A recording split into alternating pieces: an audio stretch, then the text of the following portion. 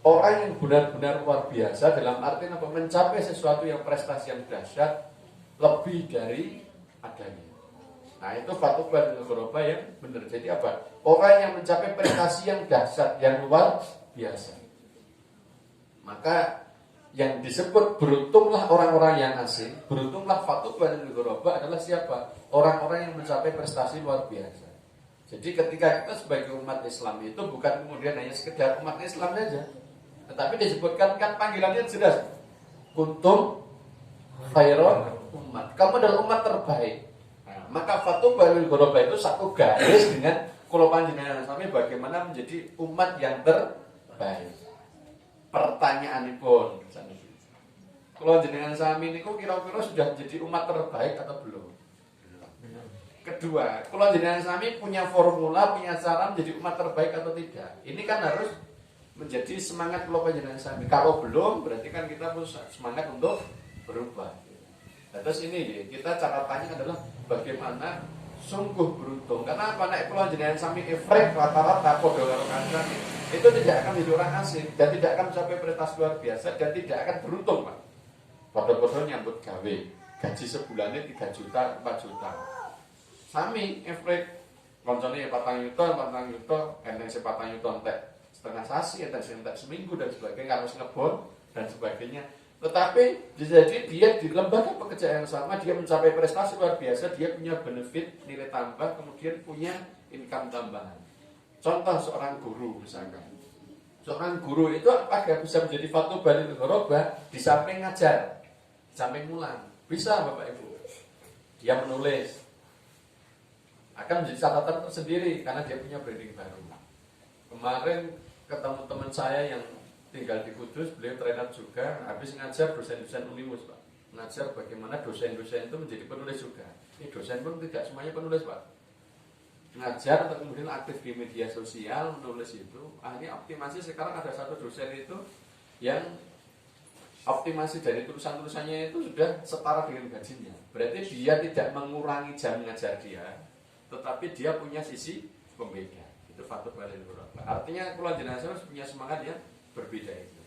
Nah, bagaimana? Maka mari kita bahas secara spesifik, lebih detail, lebih jeli, langkung dalem malih. Ya. Bagaimana spirit manusia ghuraba, fatubal lil ghuraba ini dengan spirit yang diajarkan Rasulullah SAW, yaitu menjadi manusia yang luar biasa. Atau kalau dalam bahasanya Pak Reza M. Syarif itu disebut extraordinary people. Rasulullah itu senantiasa mengajarkan menjadi umat yang terbaik, yang extraordinary people. Bukan sekedar manusia yang ordinary people, sing podo-podo koncone wae. Tapi Rasulullah karena panggilannya dari Allah jelas kuntum khairu umat ukhrijat linnas ta'muruna bil ma'ruf wa tanhauna 'anil munkar. Kamu adalah umat terbaik. Jadi umat terbaik artinya kita harus menjadi orang yang terbaik. Ini yang kita sedikit boleh Pak, tapi kita menjadi terbaik. Kegiatan kita di pemberdayaan misalnya itu kecil, tapi kita berusaha ya menjadi yang terbaik. Maka karena kita itu berusaha untuk maksimal itu, kita berbagai harus kita tempuh dan tahapan-tahapan untuk menjadi terbaik. Saya pernah ngalami lah, pernah fase sampai ngalami. Nah, terus misalkan saya bergerak di pemberdayaan, bagaimana pemberdayaan saya itu tidak hanya kemudian berdampak di internal, tapi meluas. Hanya banyak orang yang belajar. Nah, hanya tempat saya kan sesuai konsepnya menjadi laboratorium sosial, orang-orang luar Pak justru yang datang untuk kemudian belajar. Ini nanti tanggal 19 sampai 21 Juni dari Cirebon ya. Ada dosen, ada mahasiswa, 3 hari berkegiatan tempat kita ya. Ngobrol gini aja sebenarnya. Ngobrol, tapi karena mereka basicnya PGSD, saya ngomong kaitannya dengan pendidikan dan sebagainya. Ngobrol bagaimana menjadi guru yang prestatif dan sebagainya. Nah, itu. Bagaimana Rasulullah kemudian, ini kan kita panduan kita. Nah, ini panduan ya, bagaimana biar kita itu menjadi orang yang fatubal lil ghuraba, orang yang bukan biasa-biasa saja. Di surat Al-Hasyr kan pun sangat familiar dengan kula panjenengan sami. Hai orang-orang beriman, bertakwalah kepada Allah dan hendaklah setiap diri memperhatikan apa yang telah disiapkan untuk hari esok. dan bertakwalah kepada Allah, sesungguhnya Allah Maha mengetahui apa yang kamu kerjakan. Jadi kita ini diminta untuk senantiasa waspada, bersiap untuk hari esok. Kalau kita orang tua berarti bersiap untuk anak kita, bersiap untuk cucu kita, bersiap untuk generasi berikutnya. Karena Islam hadir itu bukan hanya untuk kita pribadi, tetapi untuk generasi yang akan datang untuk sama-sama selamat dunia dan akhirat. Kan akhirat itu disiapkannya tempo ya Bapak Ibu. Kita dunia, maka kita itu harus mempersiapkan yang terbaik. Nah, ini kaitannya seakan bawa sedikit ke anak-anak kula panjenengan sami sesuai dengan porsi saya bergerak di pemetaan bakat Bapak Ibu. Jadi setiap manusia itu punya potensi bawaan tapi kadang tidak tereksplor. Nah, masalahnya kan ngoten nggih. Masalahnya kan kula jenengan sami itu sudah betul-betul menjadi orang yang tahu tentang diri kita untuk menjadi manusia yang unggul atau belum. Nah, maka kita kan ini zaman Pak. Ini lintasan zaman. Apa yang dihadapi anak saya? Atau saya ini merefleksi merenung menawi bapak-bapak ingkang sampun sepuh saged merefleksi, saged menggali thinking ini generasi kita di generasi apa? Nah, generasi itu ada kita petakan 3 mawon lah. 3. Generasi kakek nenek kula panjenengan sami, mbah baik kula jenengan sami. Zaman agraris. Nah, kula kan basis pertanian mungkin sampai mriki. Zaman agraris waktu kula alit nggih kegiatane kula, saya tetap ikut bapak saya ke ladang. Yo ngarit, yo melu golek dan sebagainya zaman agraris. Zaman kakek nenek kula jenengan sami. Ning sakniki golek cah nom sing kon tani yo angel. Gitu. Jadi itu persoalan negara kita. Negara kita itu disebut sebagai negara agraris, tetapi Allah generasi petani. Terus buatan cangkem sing petani kan arang. Sing jurusan pertanian IPB itu rata-rata kerjanya di bank. Ini survei. Jadi lulusan IPB pertanian itu 60% kerja di bank atau di sektor. Ini jurusan pertanian. Nah itu. Itu zaman generasi kakek nenek kita itu zaman agraris. Ngandalke apa zaman agraris? Wong dadi petani konvensional tradisional ngandalke kekuatan fisik otot macul. Negara kita itu masih seperti itu, daerah atas gitu. Daerah yang menerapkan teknologi murni.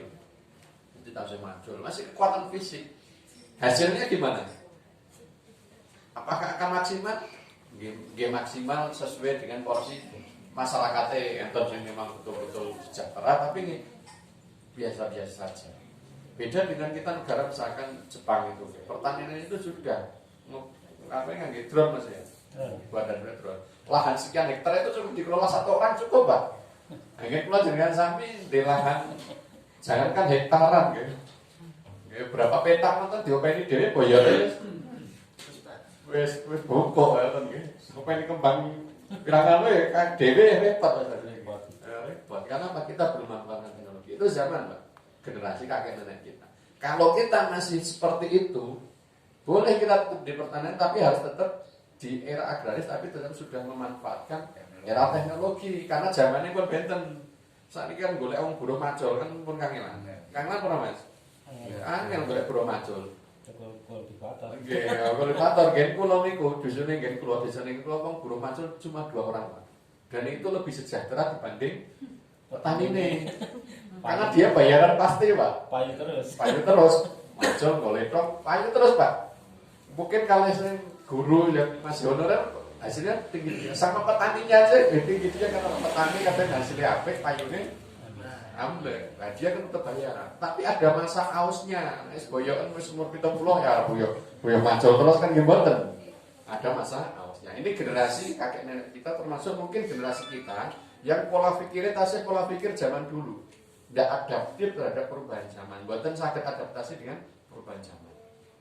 Dan yang kedua generasi kita, generasi saya mungkin sampai generasi ini Pak Ibnu dan sebagainya adalah generasi zaman industri sebenarnya. Masih generasi zaman industri. Kekuatan ini apa? Tinggi jasa.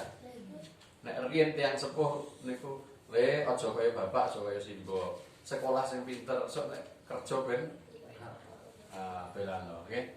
Sekolah. Jadi generasi kita adalah mengandalkan ijazah untuk apa? Jadi sekolah orientasinya untuk kemudian bekerja dan sebagainya.